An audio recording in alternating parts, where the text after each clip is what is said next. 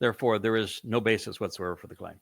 The claim is retrofit back into the text so that there is a basis for Paul's letters. That's it. Could never have been said.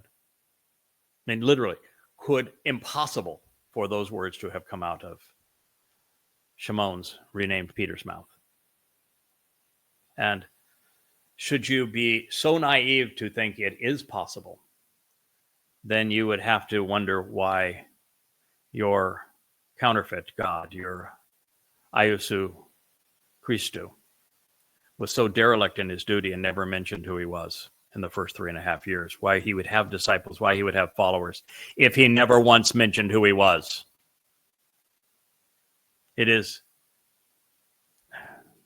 to believe it, you'd have to either be completely ignorant, completely irrational, or just don't give a crap because faith trumps all. But this needs to be exposed. It needs to be mocked. I'm doing it in the style of Elias, since he was mentioned, because it is these lies that preclude God's people, Yisrael, Yehudim, whom I have been asked to awaken. It has precluded them from knowing the truth because this rubbish was piled right on top of the most profoundly important discovery in human history. That David is the Messiah, that David is the Son of God, that David is the returning king of Yisrael, and that David fulfilled Pesach, Matzah, and Bakorim in 33 CE, year 4000 Yah, and that it is David who makes this Shabuah harvest possible and who is returning on Yom Kippurim in year 6000 Yah, which is 2033. That is the single most important discovery in human history, and it is this lie which precludes God's people from seeing it, along with the lie of the founder of Rabbinic Judaism, Rabbi Akiba, who, rather than point out the obvious truth, covered it over with a lie of his own and foisted another false Messiah on God's people, Bar Kokhba, the son of a star, from which now Israelis wrap themselves in that star.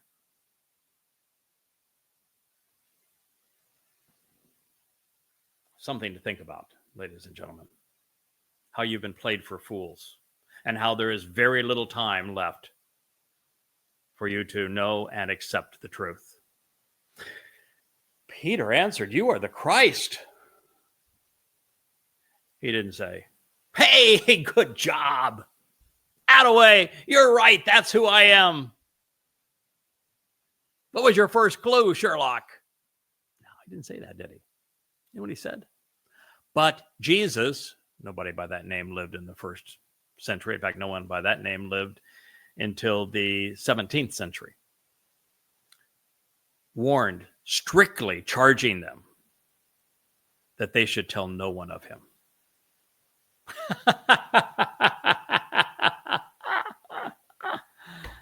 Just when you thought that stupid had reached the epitome and the grand crescendo of foolish,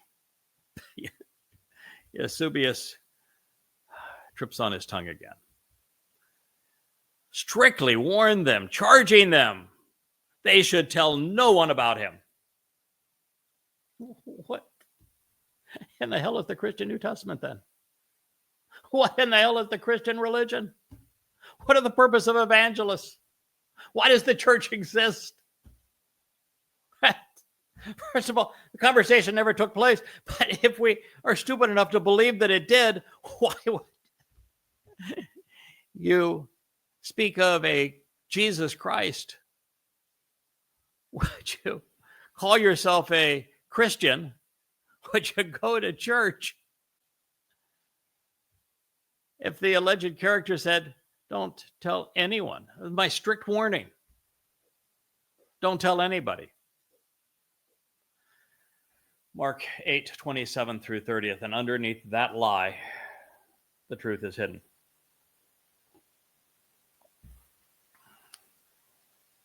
Not only is this line devastating to the Christian myth, it appears nowhere prior to Eusebius's 4th century codexes Vaticanus and Sinaiticus.